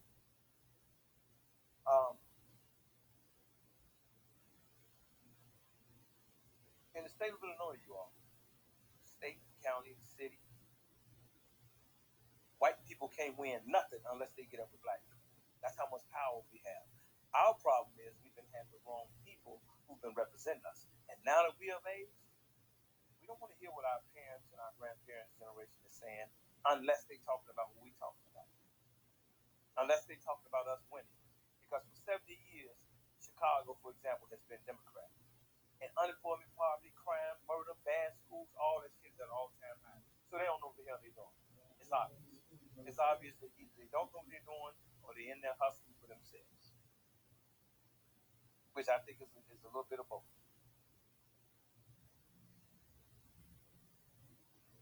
I would rather. Oh, I didn't know if you was finished, brother. Go ahead. Okay. I thought you. I would rather any day deal with a bold, racist Ku Klux Klan member than a lying-ass liberal who comes in giving me the impression that he's a friend of mine. Let me deal with that racist. Because one thing about it, I know what that racist is about. But that lying, cunning-ass liberal will make me get violent with his ass, first of all. Because one thing about a man, and I don't think a human being, period, nobody likes to be made a fool out of. Made a fool of, right? These liberals are quietly gentrifying all these democratic black strongholds that where our people have been for the last 100 years. And the reason why I know that we've been there 100 years because some of our people in these cities are 100 years old. Some of them a little older than 100. And they've been staying in those same cities and those same communities all their lives. Maybe moved a couple of times, but they still stay in those areas. We sat down with the right white racist Republicans, and I don't want to meet with just no Republicans. I want to meet with the white racist Republicans. Because I'm going to get the truth out of them. And with us sitting down with them, we made it clear that we can better work together because they know how to stay on their side of the tracks. These immigrants don't know how to stay on their side of the tracks. They want our areas. And if you look from Florida to New York to Columbus, Ohio, and other places in Ohio, to California, and I mean, everywhere you look, these immigrants are coming. And I'm not just talking about the immigrants that you hear, Mexicans or Africans or Caribbeans. I'm talking about the Jews, the Jewish immigrants, the Polish immigrants. And guess what, you all? They all are together, y'all. Don't you divide them up. And when you go do your research on the Office of New Americans, you're going to see that all those groups are together. Because as individual groups, they don't have enough numbers. And so they join forces because they have one thing in common, and that is that they are immigrants. And they want to conquer this country. And that's what they're doing quietly all over the United States of America. Now, I know this may differ for some of you all in the South, the conversations that I'm having, or the things that I'm saying. You may have to flip and deal with the Democrats in the South versus the Republicans. But in the North, I would never, ever, ever, ever, even if I didn't vote for nobody or no party, I would never vote with the Democratic Party because I know what the Democratic Party is about. And I'm not just talking about the white folks in the Democratic Party. I'm talking about these black Masons, Eastern Star sorority fraternity members. That's in power in the Democratic Party. They up with the bullshit too. The leadership. I'm speaking of the leadership. Some of y'all, I know some of y'all in those groups, and you really think you're a member of them. But I guarantee you, when you get to the top, those people are on a whole different level and they operate different, and you're not involved. And it's not just with the part, with those groups, but even with street gangs, from the churches to the street gangs, to the secret society, top level people are fucking over the people at the bottom. And so for us, we're not rolling with it. And we don't care how they feel about us doing what we're doing. We plan to win. We're not going to roll with Jim Clyburn or the sister that he mentioned just because they're black. Your ass is black when you went in there and went against black folks. But I'll stop right there. Thank you. Definitely appreciate you chiming in, brother. I see you're not following Newstoter, so make sure you follow Newstoter, the largest curator of black news today in America. DJ, I know you had your hand up earlier. You want to go ahead before we go to some of the other speakers? I'll let the folks. Hey, where do I follow? I don't see where to follow. Right there, Newstoter, brother. Follow the host. Follow the host. Just follow the host and the co-host. Yeah, I think we follow each other already, me and Mark, for sure. But let the folks talk. Let the people talk. The room flowing or whatever the case be. You know what I mean? Okay, you permit. Go ahead. You permit, and then the company. So go ahead. You permit. Yeah, I just want to say, apologize for the first with Rilla because I had got a dumb email from a coworker. So I know she's not online, but just pass that message to her. And I have to agree with the brother and also include, right now we are being overlooked. He is speaking for what he sees in the North. And if a lot of people in the South do not start to wake up and look at the pattern that is being set in these Democratic ran cities in the North, they are solely going to trigger down to your Atlanta area, your Charlotte area. It's already in Alexandria, Virginia, your Jackson, Mississippi, your Birminghams, and so forth. So yeah, some people might be rocking with Stacey Abrams, but any of these politicians that's talking about keeping the borders open and we all are in this together and stuff, at the end of the day, we are being pushed out. New York City, I mentioned it earlier, Mayor Adams had a press conference and stated that there's an issue with housing due to the increase of illegal immigrants seeking asylum. That's the code word, seeking asylum. Texas dumped their ass right up here in New York City. What's going to happen? In my area where I grew up at, it was 4 elementary schools. Now they have built 3 brand new elementary schools, plus expanded the 2 existing ones. And you know what? If you got 31 first graders in one class, maybe out of the 30, maybe 5 are Black Americans, and the rest are immigrants. Who is that going to benefit? It's not benefiting us. I'll land it there. Thank you. We're gonna go to the company. Ray, I know you and Queen B earlier. You guys had your hands up, and I know I was saying about making space. But if y'all want to come back up and speak, you're more than welcome to come back up and speak. So, the company, go ahead and unmute your mic. Hello, family. First off, I just want to start out by saying reparations and separation. They owe us money and stuff like that. And once we get our money and stuff like that, we're going to do whatever the hell we want to do. Last time I checked, like, technology and everything hasn't changed for a very long time, and I'm pretty sure I know why. It's because they've been keeping most of us either occupied building their companies or, giving their intellectual resources to other individuals. That all needs to come to an end. Even me, I live in Sacramento, California. My grandfather, he was a Mason. He was, and he moved his family from Los Angeles to Sacramento somewhere in the 1960s or 70s or something like that. My grandfather, he was born in Vian, Oklahoma, in Indian Territory.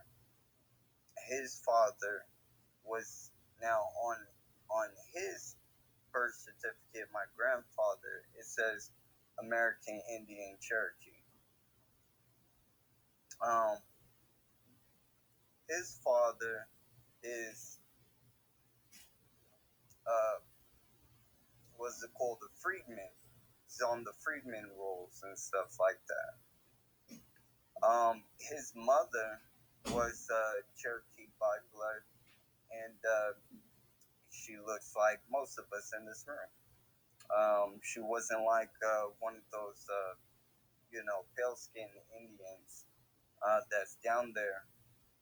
And,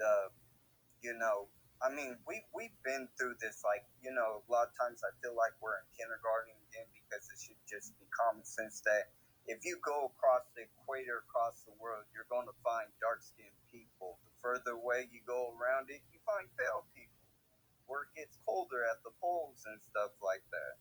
It's like America, why through America? It's hot out here as a motherfucker. In Sacramento, California, I'm pretty sure it's been like that for a very long time. And I couldn't imagine, nature actually selecting to have these people pale skin out here, stuff like that, all through the deserts and stuff. Nevada, Arizona, Colorado, and stuff like that.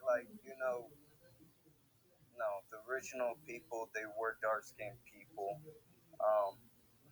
But I just wanted to throw that in there.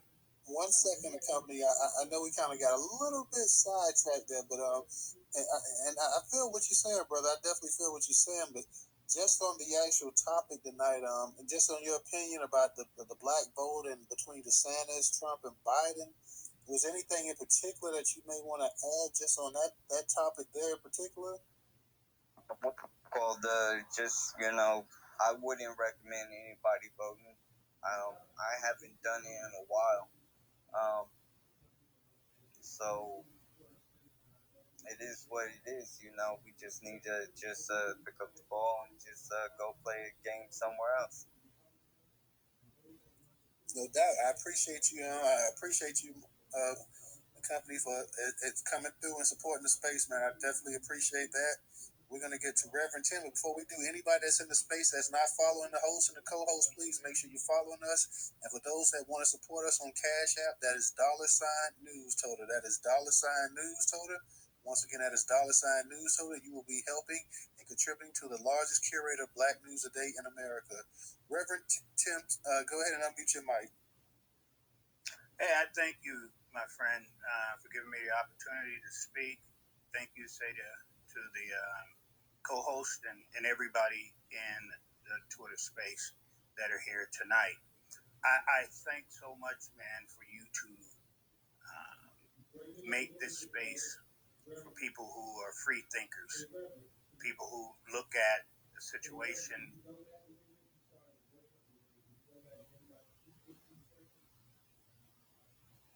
that they feel that they're going to. You're breaking up a little bit there, have the Democratic Party, especially the black. Hey, Reverend, can you?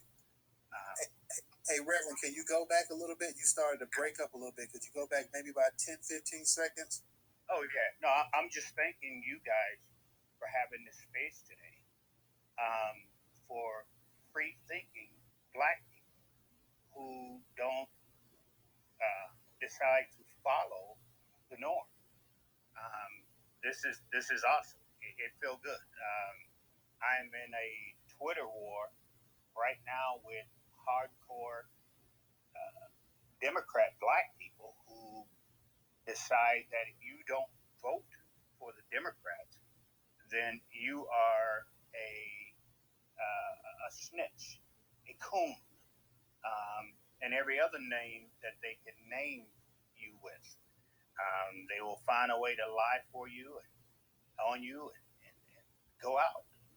I don't ever tell anybody who to vote. I just say go vote, whether it's independent, whether it's a Democrat or a Republican. But at the end of the day, I'm looking at the situation when you're saying, who should we vote for? Should we vote for, where should the black vote go? Biden, Trump, or Desantis? I'll ask the question this way. I can't.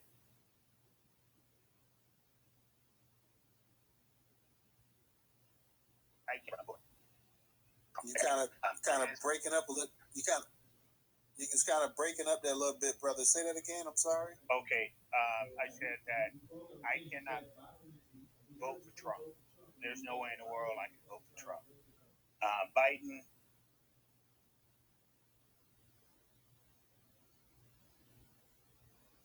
Yeah, I think. You broke up again. You said Biden. We heard you couldn't vote for Trump, and then when you got to Biden, everything started breaking up. You there, Reverend? I think the Reverend may be having some technical issues. Let's give him a second. Hey, you there, Rev? Yeah, can you hear me now? Yeah, when we get to the Biden part, that's when it started breaking up. I heard you say you can't vote for Trump, but then you had Biden.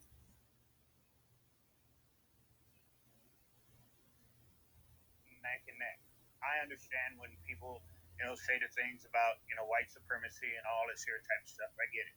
I understand. Don't get me wrong. But I'm not going to sit back. I'm like the brother that said earlier that he would rather know where these snakes are white supremacy, and he wants, but the white liberal is the one that's hurting the Democratic Party and the black community. So it's a toss up, my brother. To me, it's a toss up. I definitely feel you. Like I said, and I felt this was a good conversation for tonight because we have the midterms coming up in 2022. That's going to determine a lot of things, and then the 2024 election is definitely going to be an interesting affair. So I just wanted to kind of get everybody's perspective on the three main candidates that I see becoming the president of the United States: the sitting president, former president, and the governor of Florida right now, Ron DeSantis. So definitely appreciate you. And like I said, when we started this space, we just wanted to have everybody come in and speak how they felt, whether you were Democrat, Republican, Independent, whether you're going to vote for Biden, Trump, or DeSantis or whatever. So we definitely just want to kind of get everybody's perspective and point of view. So definitely appreciate you coming into the space tonight. And if you're not following Newstoter, make sure you go ahead and follow Newstoter, the largest curator of black news today in America, the largest black news aggregator, black-owned news aggregator in America today. So definitely appreciate you.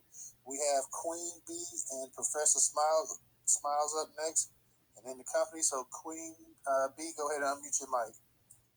Thank you, Newstoter, for giving me the mic again.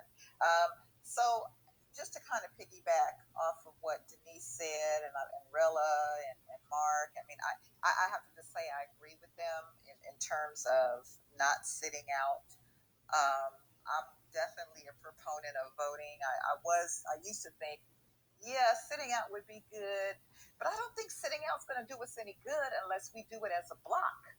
You know what I mean? I think those numbers have to be high enough for it to make a difference where we're sending a message. Either we sit out, enough of us sit out 40, I think you said Newstoter, I think you said maybe 35. It has to be some significant number of us sitting out, or we write in a specific person's name. I think that would be the route to take if we were to do something like that, because it is chess and not checkers. We have to be more strategic and not so emotional. And so I think we're at a pivotal point in time where we can't afford to not let them know how we're feeling about these things. And we have to do something about this immigration. I think, next to reparations, that is at a top priority for us. And, Mark, I don't know if Mark is still in the room, but, I know what's going on here in my state. I live in the state of Kentucky, and this state has changed drastically. This area where I live has changed drastically. I've seen it change in the last 2 years. And it kind of reminds me of when I used to live, I'm originally from California, when I lived in San Jose.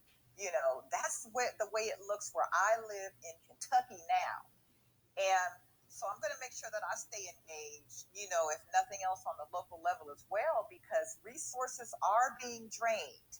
Resources are being allocated and going towards, this immigration thing. So I think again, that's why I'm a proponent of voting.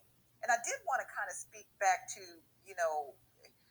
our Black politicians, and not just them, but the politicians in general. So we know, and Dr. Claude Anderson talked about, that policy of benign neglect.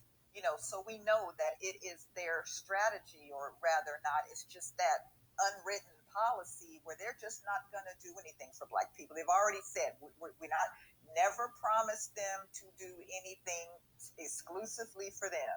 So we already know what we're up against. So we have to start thinking more strategically, how do we get around that? And I'm even thinking about like Stacey Abrams, like the nerve of her when I guess when she had that interview and they asked her about, why she hasn't addressed Black people, and she said because Black people are only 13% of the population, and I think yes, ma'am, she said that. Right. And she even made a comment about, I think, for her to do something would piss off the other groups. So and then we have a brother that's running here. He's running to unseat Rand Paul. His name is Charles Booker, and he's running for a Senate seat here in Kentucky. And that brother, he didn't have anything on his website about reparations or having any sort of Black agenda or anything. And I started trolling him. I started trolling him, and I don't know if you guys have heard, he's the one that put the noose around his neck. And so anytime that he puts anything out, I'm always right behind him, talking about his, disgracing the ancestors. If he's going to put a noose around his neck and not have a Black agenda or ask for reparations, I mean, what was the purpose of that? So all of a sudden, this reparations thing pops up on his platform now as an issue. And Newstoter, I want to talk to you about that because I wanted to see, this is a side conversation with you and I about if you would mind interviewing him, if we could get him in the room or something. But anyway, but he's not serious about it. He just put it there, as bait. See what I mean? He just put it there as bait because he's not talking about it. So I just believe these guys, they're on code in terms of, I think Newstoter, you said it. They have got handlers. Their handlers will, like if a Black person comes up on them and starts asking about reparations, their handlers immediately jump in and move them on someplace else and tell them, oh, he's too busy to talk or whatever. So they know exactly what they're doing. They're doing it on purpose. This is all intentional. And so I just think we need to find ways to work around that. And we just can't assume that they're going to do right by us. We are going to have to put pressure on them. And if it means sending a message through a block of us, I mean, I personally think that's the best way for us to get their attention. I don't think if we like one person sits out here, another person sits out here, it has to be a significant number. Or if we just give that vote to the Republicans, that's still sending a message to them. But I just think we're at a pivotal point where we have got to do something where they can hear our voice, but we have got to be on code and we have got to do it strategically in a block. So anyway, that's what I wanted to add, and thank you again for allowing me to speak, Newstoter. Thank you again, sister, for once again leaving some great points and whatnot. It's been an absolute pleasure to hear you speak tonight, and definitely make sure you try to, as much as you can, come to our spaces. And if you don't want to speak, just fall back and listen sometimes. Like I said, it was definitely a joy to have you speaking tonight. Professor, go ahead and unmute your mic. Thank you again, Newstoter, for allowing me to speak here to the room. And I just want to say peace and love to everybody in the room. I want to try to make a joke about the whole immigration thing because, probably the most positive thing about Alabama will be the immigration issue. And that is, we're not having the issue that I'm hearing everybody else talking about, because it's like nobody really wants to come to Alabama. So they keeping the immigration issue to a minimum here. We're not having that same issue. So look, for the room, if you're having an overcrowding of immigration, you might want to move down here to Alabama. You might want to move this way. But getting back to Joe Biden, this man really was put in because of student loan debt cancellation. That was the main reason why I think the majority of black people really ran out to vote for him, besides the whole Trump factor. It was student loan debt, because we know that student loan debt mainly affects African Americans more so than any other group. So I just want to bring that to everybody's attention. That's one of the main factors in him winning that drove African Americans to the poll, or black people to the polls. Thank you for letting me have the floor. Everybody have a good night. Thank you, brother. Definitely appreciate it. One of the main things, too, is that he was always, like I said, this was almost like a career achievement award they gave him because he had been in the Senate for so long. He had wrote numerous bills that really helped cripple the black community and whatnot. So this was a way of him coming up and them going ahead and acknowledging that he had always been a good overseer for his political party. So this was a career achievement award for him. They put him in place for Obama so he could go ahead and get the moderate white racists up there in the Midwest and help them carry over the states that they needed to win. So he was always this supposedly no nonsense, tough as nails type person or whatever, didn't play or whatever. So he filled in his role for what he was useful for. But now he's old, and he was already old when he became president. But he's older now. He's more feeble-minded now. He's definitely more defeated how the way this economy and everything is gone and shaped now. So he's holding on to a prayer right now, and they're hoping that he go ahead and just step down and retire, because, like I say, it's such a bad precedence to run another Democrat against a sitting president. Think back to and I was maybe a baby when this happened, when you had Kennedy, you had Ted Kennedy against Jimmy Carter. Jimmy Carter was a sitting president, but the Democrats, because of the Kennedy name and whatnot, Ted felt he could be president or whatever. So all that would do was split the party. They don't want to have that happen again. They don't want to split the party, but they know they have no chance of him winning because you don't have a strong vice presidential candidate backing him. They know Kamala has absolutely zero chance of being the next president of the United States. So you'd have to you'd actually have to go outside and find another candidate or whatever. So right now their hands are tied behind their hands. They can't really do anything. So the company, I'm going to go ahead and let you speak, and let's try to stay on the topic if we can, brother. Let's stay on the topic. Okay. I just had a few things on my mind, like Nancy Pelosi and Taiwan. I really don't care. I hope the Chinese government locks her up or throws her in jail, personally. And then the top leader of Al Qaeda, what's it called? The one that was next to Osama bin Laden, what's it called, was killed the other day too with the Hellfire missile that they call ninja bomb. That they just I can't think of his name, but this bomb, what it does, it doesn't even explode. It just has a whole bunch of blades that come out, spin like a helicopter, and it just chops the whole car up.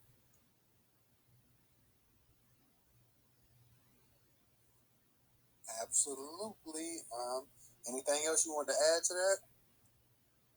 Oh no, I was just since we're talking about news and stuff like that, I thought that was what's it called, a few things that we can discuss about these people. It's like really nobody doesn't talk about the assassins that have been sent into China. What's it called, killing their top officials and stuff like that, or even the Russian government and stuff like that. They don't throw that type of stuff on the news, and it's like these things are going on and stuff like that. These assassinations of people's top political, officers or people in charge or whatever. But they're being killed every day, even on our side, and they don't even talk about it. There's people in our ranks in the United States that's been assassinated. The assassins or mercenaries are already here in the country. So just for all my family, Black Americans, freedmen, just be safe out there. Absolutely, no doubt, no doubt. Appreciate you. Definitely appreciate you. Coming to the mic again and speaking. So definitely appreciate that. Professor, go ahead and unmute your mic. Thank you again for letting me have the floor. I want to say, y'all, we dealing with some serious issues, serious times.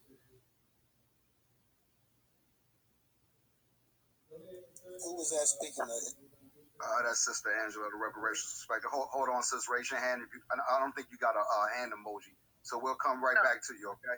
Okay, yeah, we'll come right back to you, sister. Go ahead, Professor, and then we're gonna get to her. Okay. Hey, just before you go, Professor, a lot of folks is DMing. They having problems with their phone. So, Reverend Tim, if you could get with me in the background, I'll help you fix your phone. Anybody got problems with their phone, they can't hear, whatever, staticky, just hit me in the background and hit me in the message DM. All right? Go ahead. Go ahead. Okay. I just want to say we're living in some serious times. Not to be scared, we got to still get out there and do what we must do to fight for our rights and fight for our people. But I just want to say, I'm not calling out anybody. We just can't have any of this buffoonery.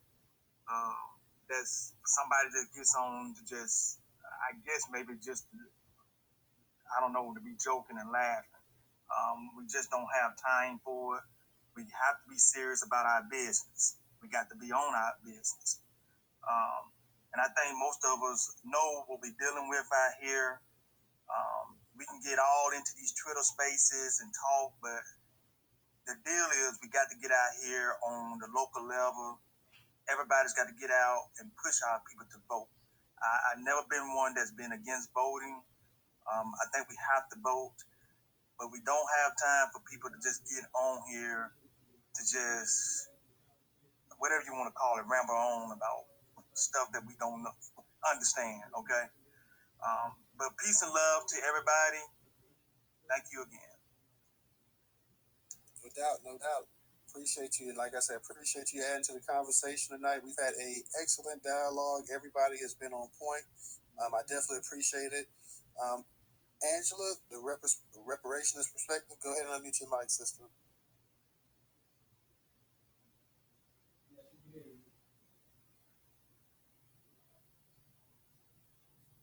You there, Angela?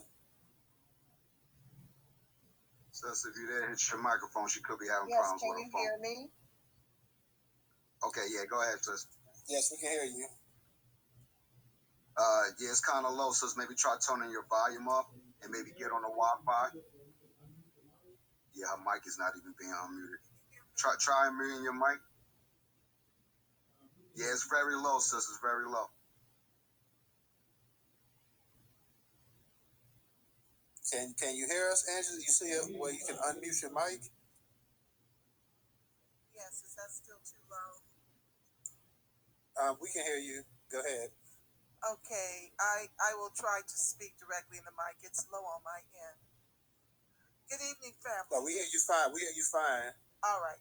Very good. I just had to weigh in. Thank you, DJ Segwan, for hitting me up. And thank you for allowing me to share. I've been pushing my Freedmen voter strategy for some time now. And I'm happy to see this space because it's been an uphill battle to get our people to understand that voting blue, no matter who, is how we became bottom caste in the country our ancestors built with their lives. The bottom line is this, family. We got nothing coming from either party. But if we stand a snowball's chance in hell to get anything from the Democrats, we have to bring them to their knees. Not just for this midterm, but for several election cycles. And I am looking for my soldiers, my comrades, my tribe, to help me do as our ancestors did back in the Gap, when the Repugnant clans, yes, we were once Repugnant clans, when the Repugnant clans failed to give us civil rights, we pivoted to the Democrats. And the problem with that is we've not had a strategy since. Now, our people, God bless our ancestors, they didn't even have social media. And yet, we keep fighting for our own extinction. We keep showing up to the polls to vote against our own interest. I've been saying for a couple of years since God gave me the epiphany that we absolutely have to get the backbone of our ancestors. We have to grow the balls of our ancestors. Nobody wants to hear that, but when you show up to these polls and you vote for the Democrats, you're voting for your replacement. You're voting for your extinction. And, you know, folks constantly want to try to talk to me about, well, who's out there in California supporting your reparations? Like I tell these people, until the checks have cleared my account, there ain't no party supporting me in my fight for reparations. Yeah, we got a cute little task force, and we got lineage-based distinction. But until the checks clear my account, we don't have reparations. And that's what these Democrats are famous for. We have been fighting to get a seat at our own federal reparations table. But Narkin and Cobra and Sheila Jackson Lee, who's an immigrant, they got a stronghold on that table. They refuse our edits, which is lineage-based and a bunch of cash. Yes, we are owed in the quadrillions, not the trillions. We are owed in the quadrillions over as long as, listen, as long as they got their boot on our necks, as long as we are bottom caste, as long as they continue to execute us by state sanction, as long as they don't end qualified immunity, then that's how long they owe us reparations. Period. The end. Full stop. Like, seriously. We were owed the 40 acres of the mule. Don't come telling me I'm ridiculous because I believe in Thomas Kramer's number of 6.3 quadrillion. That's a real number. This cat took this white comrade. He took 3 cents an hour times 18 hours per day from 1776 when the country was formed to 1865 when we were free, when we fought and won our freedom. Compounded at 6%. That's just for slavery. So we're talking 6.2 quadrillion on the very low end. Okay? And I'm not trying to sit up here and have no fire sale on our reparations. The debt is the debt, and I don't give a damn that it's so high. Because I'm really fighting not just for reparations for slavery, but for Jim Crow and accrued ongoing systemic racism, oppression, and disadvantage in the country our ancestors built with their lives. Don't cry to me, Argentina, about the number being so damn high when you've given away our reparations, 40 going north to Ukraine, to the Asians, to the Hispanics, to the Indians. Come on now. I don't want to hear the number is too high, but anywho, I digress. If we continue to show up to these polls, first of all, let me tell you how we're going to become extinct in warp speed if we don't do right for the next several election cycles. I prayed about this after a said individual who thinks that they formed a movement that they did not form. I'm not going there. Sent us to the guillotine, telling us to vote Democrat down the ballot. I think she was paid. And look at us now. You can't go a day without seeing one of our poor brothers, unarmed brothers or sisters or children being executed by these race soldiers with no end to qualified immunity in sight. And we were instructed by someone who thinks she founded a movement that she did not find. That is what she told us to go and do. And the problem with that is folks voted Joe Crow and the Democrats down the ticket because they had no understanding of what dim down ballot meant. Furthermore, that should not have been the directive. We should have been told to vote for closed border candidates only. Party be damned. Party be damned. Because the Democrats will lie to get you to the polls. Sheep walking to the polls. They're going to lie to you about a George Floyd Justice and Policing Act for as long as they lied to you about an Emmett Till Anti-Lynching Act. They're going to stick H.R. 40, which has no teeth in it and doesn't have lineage specificity.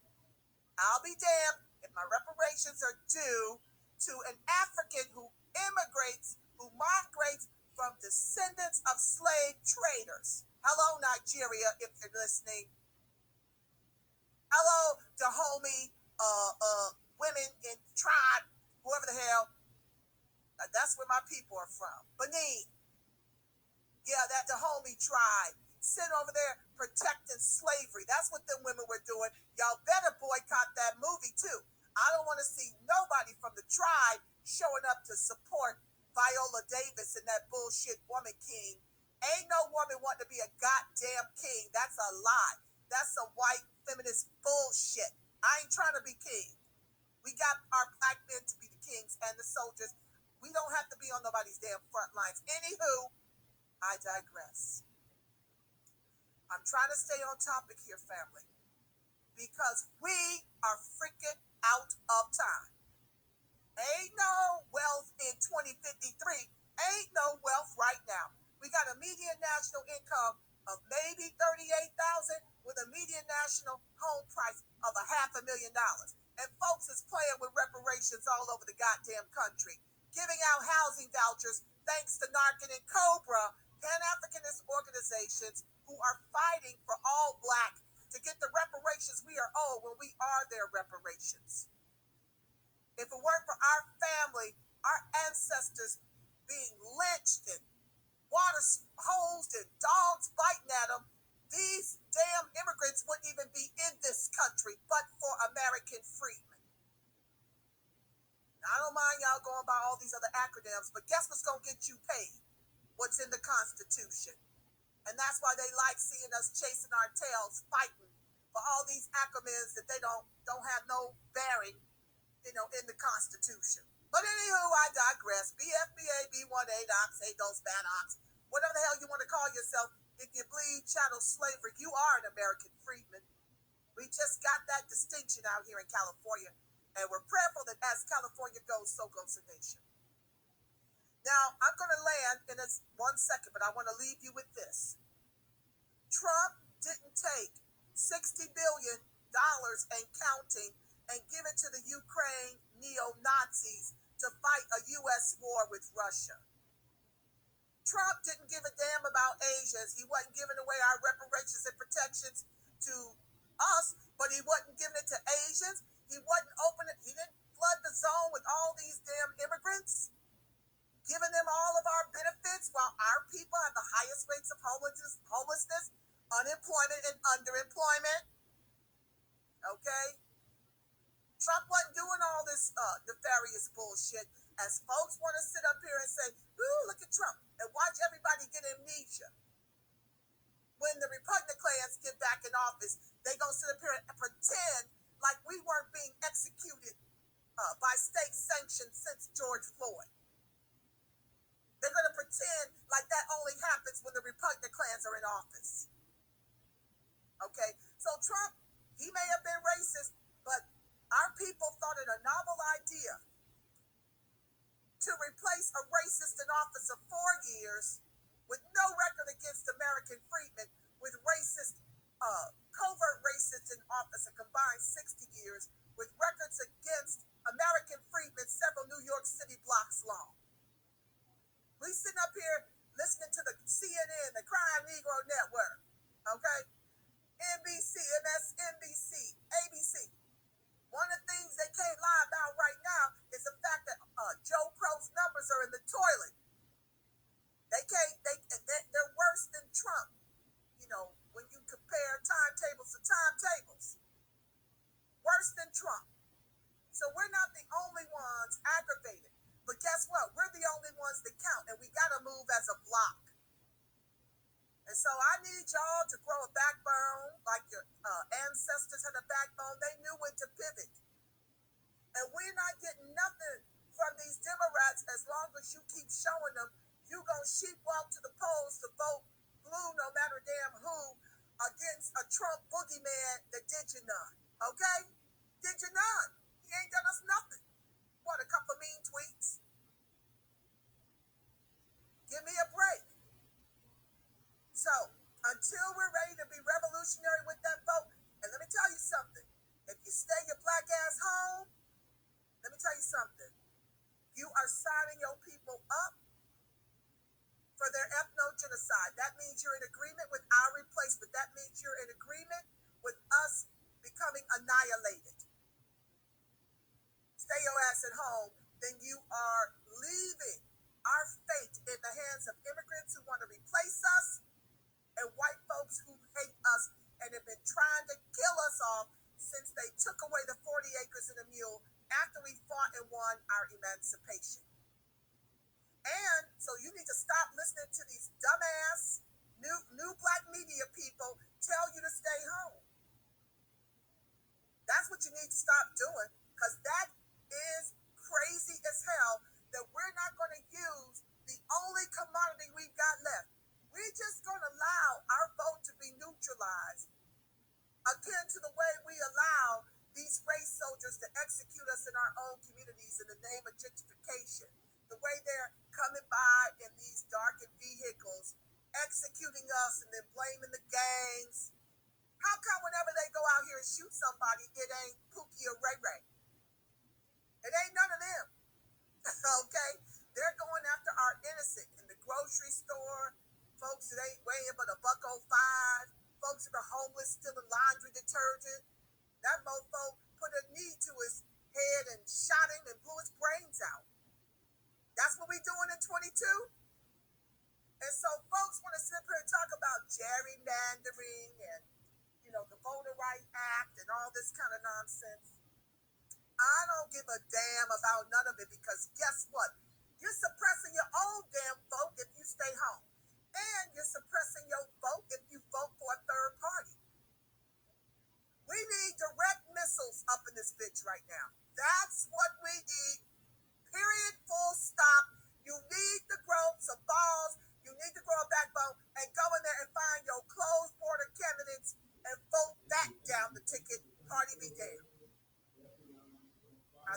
Black is Strong. Tune in to the Reparationist Perspective on Script 2. I've got about 300 videos over there. Love y'all. Thank you for allowing me to share. I'll land. Definitely, thank you for coming through or whatever. Definitely, you was on fire there. I was just sitting back, just listening to it and whatnot. So, definitely appreciate you coming through tonight and just sharing your opinion on this situation here. We're I don't really see any way that you can really top that at the end either. So we're gonna go ahead and we're gonna close this space out tonight. We're gonna go ahead. I did not do that. I didn't have my moment. Who told you you was gonna have a moment? Because I have a Hey, moment. listen. I got two questions. Right, listen, we going out on a bang tonight, and that's the best way to go out on a bang right there. The way she ended it and she closed it. I ain't got time for the trolling tonight, TS. Had you came early, I may have been able to listen to some of this trolling, but tonight, this is how we're going to sign off. As a matter of fact, Newstoter is going to have the final word, the final say. Thank you to everybody who came to the space tonight. We definitely appreciate it. Tomorrow we will be holding another space at 8 p.m. Eastern Standard Time. I appreciate everybody who spoke tonight, everybody who tweeted out the space, everybody who supported. You can also support us on Cash App. That is $Newstoter, $Newstoter. We are the largest curator of Black news today in America. Thank you to everyone who came out and spoke so well. I definitely appreciate it.